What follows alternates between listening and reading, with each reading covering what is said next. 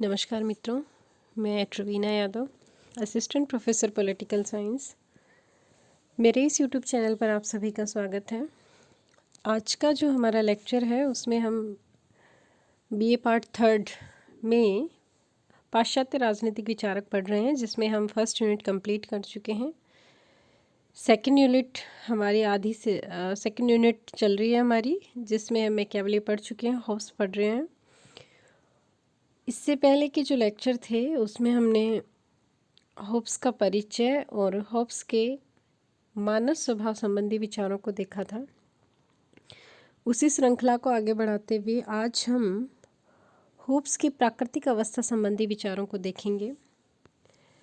देखिए, हॉब्स हमारा जो अंतिम लक्ष्य है वो है हॉब्स के सामाजिक समझौते को समझना।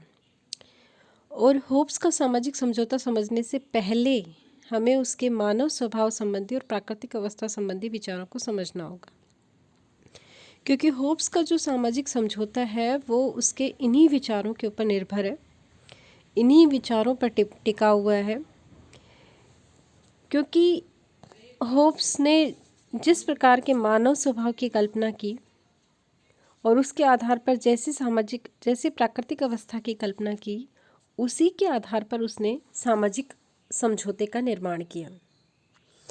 कल का जो लेक्चर था उसमें हमने देखा था कि हॉब्स ने मानव स्वभाव के संबंध में कैसा बताया था।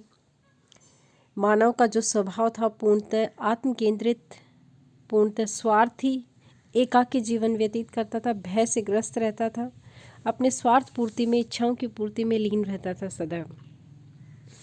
तो इस तरह का मानव और इस तरह के मानव की प्राकृतिक अवस्था कैसी होगी, ये हम इस लेक्चर में हम पढ़ेंगे।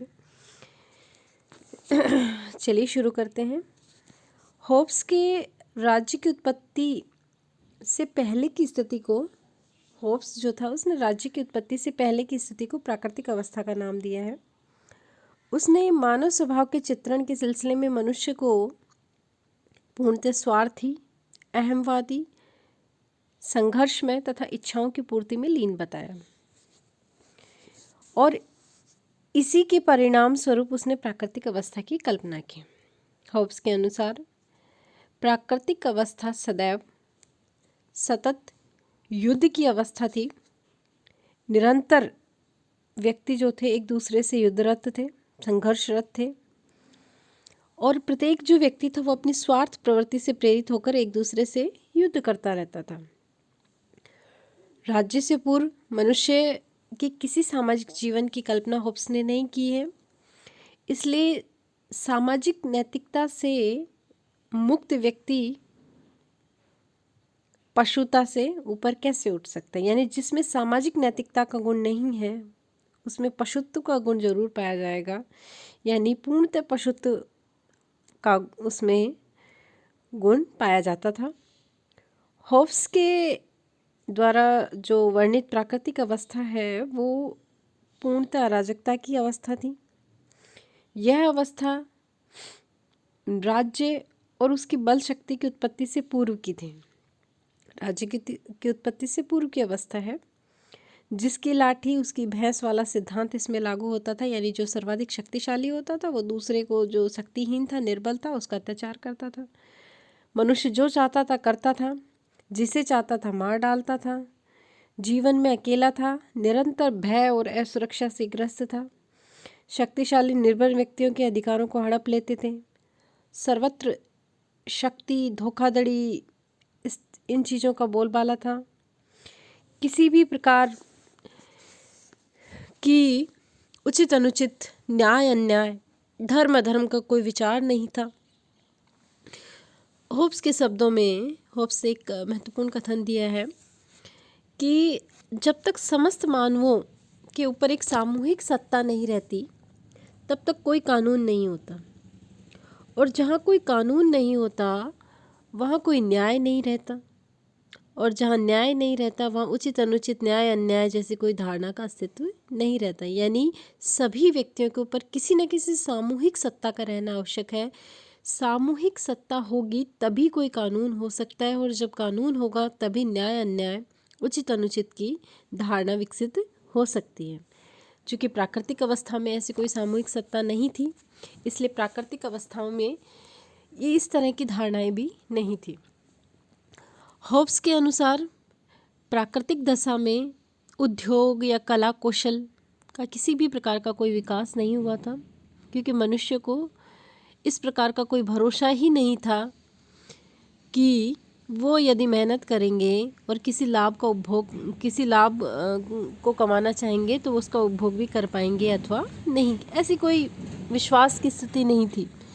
इस अवस्था में किसी भी प्रकार की कोई संस्कृति, सभ्यता, ज्ञान, विज्ञान, कला, साहित्य का विकास नहीं हुआ था।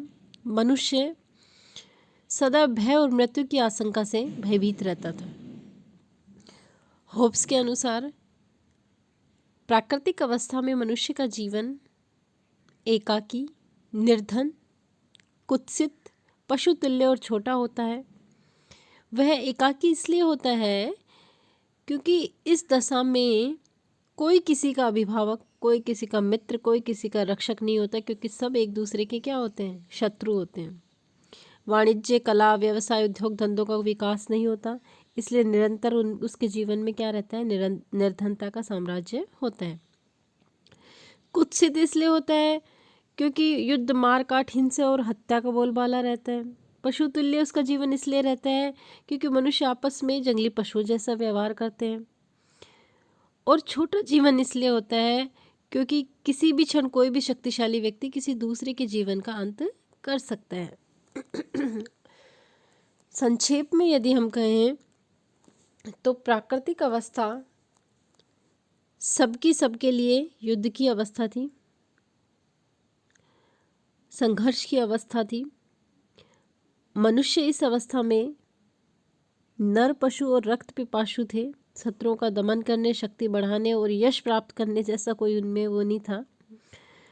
जीवन अवसादपूर्ण, गतिरोध में और निस्सार था। हर क्षण एक तलवार सर पर नाचती रहती थी कि कब पता नहीं जीवन का अंत हो जाए। होब्स द्वारा वर्णित जो प्राकृतिक अवस्था है उसकी हम 3 छोटी छोटी विशेषताएं देख सकते हैं। पहली है कि नैतिकता का सर्वथा अभाव था। सत असत जैसा कोई विचार उसमें विद्यमान नहीं था। न्याय अन्याय का कोई विचार नहीं था। व्यक्तिगत संपत्ति का भी इस अवस्था में पूर्णतः अभाव था। किसी भी क्षण कोई भी शक्तिशाली व्यक्ति किसी के जीवन का अंत कर सकता था। तो ये थी होब्स की प्राकृतिक अवस्था। देखिए, हमने जैसा मनुष्य पढ़ा था उसी के अनुरूप उसकी प्राकृतिक अवस्था है। अब ऐसी प्राकृतिक अवस्था को कंट्रोल करने के लिए हमें एक सामूहिक सत्ता की आवश्यकता होगी और एक ऐसी शक्तिशाली सत्ता की आवश्यकता होगी जो इस निरंतर संघर्ष में, निरंतर युद्ध वाली, सबका सबके लिए संघर्ष वाली जो अवस्था है उसको कंट्रोल कर सके और यह कानून लागू कर सके और शांति की स्थापना कर सके, लोगों के जीवन की रक्षा कर सके, संपत्ति की रक्षा कर सके। और इसी के अनुरूप फिर वो होब्स जो है वो सामाजिक समझौते की कल्पना करता है और सामाजिक समझौते के द्वारा एक ऐसी शक्तिशाली सत्ता की स्थापना करता है जिसको उसने लेवियाथन नाम दिया है। एक ऐसा शक्तिशाली राज्य की स्थापना करता है जो सर्वोच्च शक्तिशाली होगा, संपूर्ण शक्तियाँ होंगी, सभी व्यक्ति जो अपने सभी अधिकार उसको सौंप देंगे और वो फिर इस अवस्था में सुधार करके उसमें शांति स्थापित करने का और न्याय स्थापित करने का कार्य करेगी। चूँकि प्राकृतिक अवस्था ऐसी थी इसलिए सत्ता भी शक्तिशाली होना आवश्यक है। अब हम ये जो होब्स की प्राकृतिक अवस्था संबंधी जो विचार है इनकी हम आलोचना देख लेते हैं। कुछ विचारकों के द्वारा इसकी आलोचना की गई है और अगला जो लेक्चर है उसमें हम उसके सामाजिक समझौते को समझने का प्रयास करेंगे। देखिए, होब्स की जो प्राकृतिक अवस्था है वो बिल्कुल अंधकार में विवरण प्रस्तुत किया है उसने।